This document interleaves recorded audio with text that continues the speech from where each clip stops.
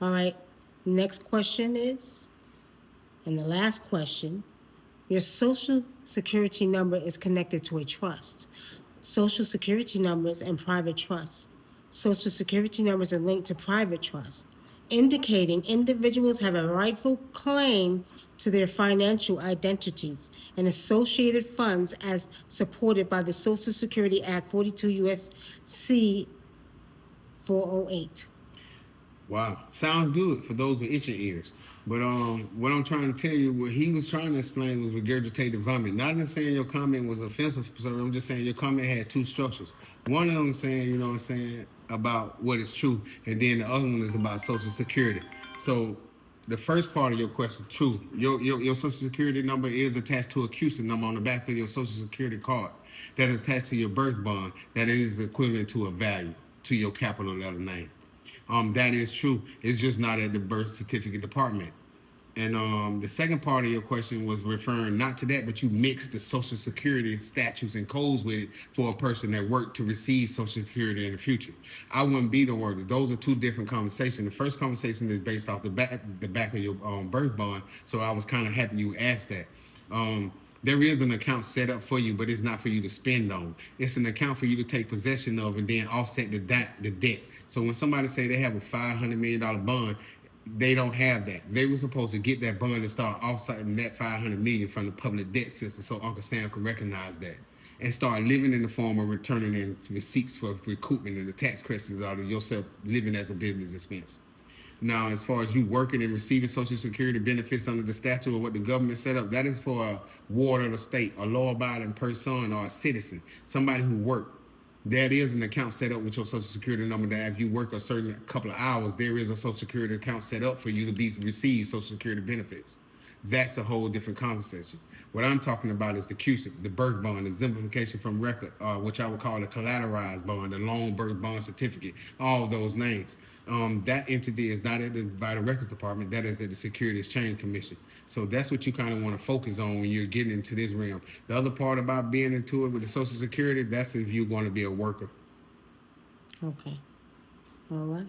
All right. We're going to wrap up the Q&A with our brother Kisalu. Right. I'll let y'all get out of here with a few tidbits. One, you know what I'm saying? Look outside the LLC. LLC stands for Limited Liability Company. Don't open up the limited liability company because then you got to go ahead and then show forth why the other 50% of the liability need to be covered by your Social Security number, some collateral, some funds in your bank account, and your credit. See, I'm trying to teach you how to be outside of the corporation. There is no box, so I don't think outside the box because there never was one. What I need you to do is structure the corporation to look white, sound white, to go in the white bank with your white paperwork to get white money with your black self. And that ain't hard if you just actually strategically step out of the business and take your feelings out of it. Every business should be named after you, named after family, trying to establish some black pride or something. Because you know why? The banks don't recognize that. Mm-hmm. What made you think they were going to fund your black business anyway? What you need to do is be stepping out of it and pulling into it. And if you're in real estate, use your middle initial and your children's middle initial to make up a company called ABC Residential Development Group, ABC Investment Holdings, because it sounds white on paper. And then when you go in the white bank, guess what? ABC Investment Development Group don't look like it sound like your black self. So I will teach you to, hey, structure your corporation based on names to go in here to trick the algorithm. The algorithm is what we're trying to trick.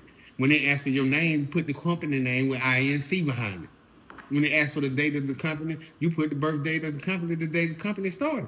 When they ask for EIN, that's where the social department goes. So when it's saying social, you put the EIN without the dashes. When they ask for the address, and here's the kicker, stop using virtual addresses. Banks don't fund them, not home addresses. You have to go ahead and spend some money on getting a real brick and mortar building for you to have your office in, and you're going to get some funding. There are companies out here that offer you that opportunity just like a virtual office without being classified as a virtual office through the zoning department. Then when they ask you for your phone number, put that $14 phone I told you to buy from Walgreens, from AT&T, prepaid phone. And then when it comes to your name, write authorized representative. When you do these things and then y'all put the application back, do you know that the machine think it created it? Because there's no emotional responses in the application input. Everything that was input was in the form of a commercial property. So they will give it credit because they think it created it. Wednesday, June 18th, sometimes after 9 o'clock. Y'all might be able to catch me again on TikTok. So I'm asking y'all to tune in, get your paper and pencil, be ready to ask questions because we're gonna make this one of the most engaging times that TikTok gonna probably classify. So again, Wednesday, June the 18th, y'all tap in with us and we'll see you again on TikTok.